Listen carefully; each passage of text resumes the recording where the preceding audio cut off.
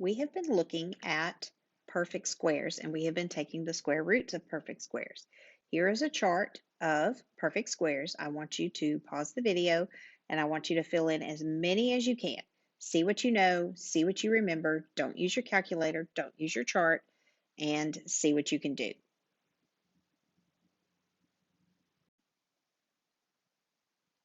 Here are the answers. Check your work, make any corrections that you need to make.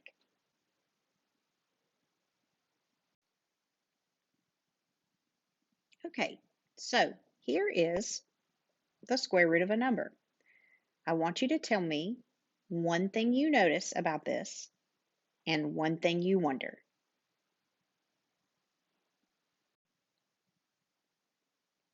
What you might have noticed is that 18 is not a perfect square.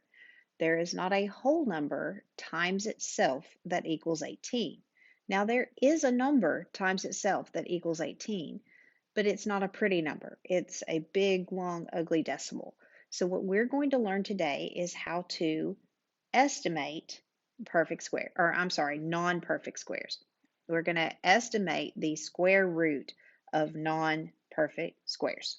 Okay, so if I want to estimate the square root of 18, here's what I do. I look at my list of perfect squares, and you may want that list handy today. And I know that 18 is between 16 and 25, right? 18 is between the perfect squares, 16 and 25. So the square root of 18 has to be between the square root of 16 and the square root of 25. It's got to be between those two. We know that the square root of 16 is 4 and the square root of 25 is 5. So the square root of 18 is between 4 and 5. Which one's it closest to? Well, 18 is closer to 16 than it is 25. So somewhere along here is the square root of 18. It's between 4 and 5, but it's closer to 4. What about the square root of 33? Look at your perfect squares and decide which two perfect squares 33 is between. Well, I know that 25 is a perfect square. I know that 36 is a perfect square, and 33 falls between 25 and 36. So the square root of 33 has to be between the square root of 25 and the square root of 36.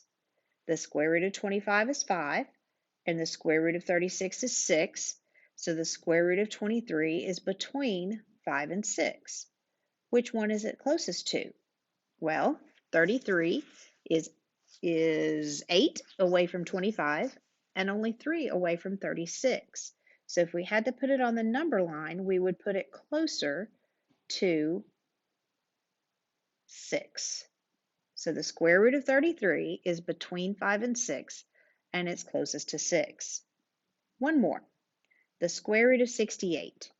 Look at your square root chart and find which two perfect squares 68 is between. 68 is between the perfect squares of 64 and 81, right? It's right in there somewhere. So the square root of 68 is between the square root of 64 and the square root of 81.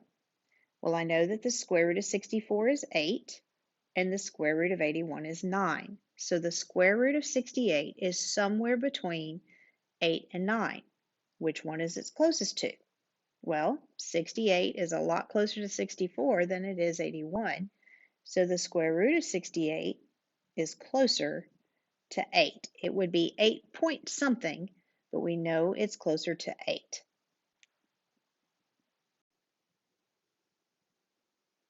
I'm going to walk you through a few of these to do more on your own. We need to estimate the square root of 40. So tell me what two perfect squares is 40 between.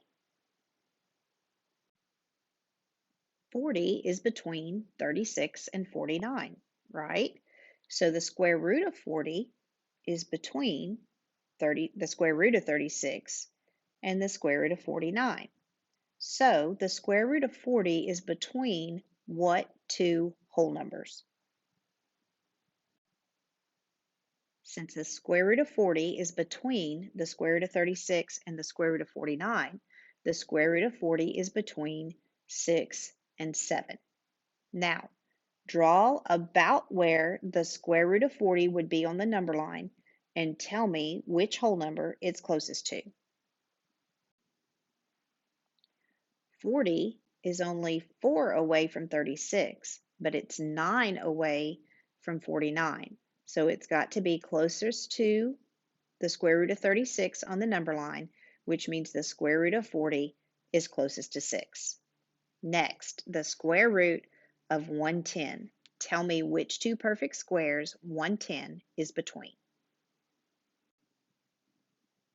110 is between the perfect squares 100 and 121. So that means the square root of 110 is between the square root of 100 and the square root of 121.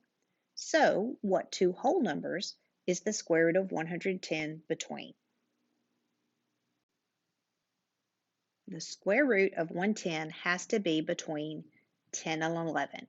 Now, place about where the square root of 110 would be on the number line and tell me, is it closer to 10 or is it closer to 11? This is almost exactly in the middle, isn't it? 110 is 10 away from 100, but 11 away from 121. So it's almost in the middle. If we were to take the square root of 110 on our calculator, it would be really close to 10.5. Not exactly. It's a little closer to 10. Okay, let's do one more. You tell me, if we're looking at the square root of 8, what two perfect squares is 8 between? 8 is between 4 and 9, right? So the square root of 8 has to be between the square root of 4 and between the square root of 9. Since the square root of 8 is between these two square roots, tell me what two whole numbers it's between. The square root of 4 is 2, and the square root of 9 is 3, so the square root of 8 has to be between 2 and 3. Now, place the square root of 8 on the number line and tell me which whole number it's closest to. The square root of 8 is closer to the square root of 9 than it is the square root of 4, so the square root of 8 is closest to 3.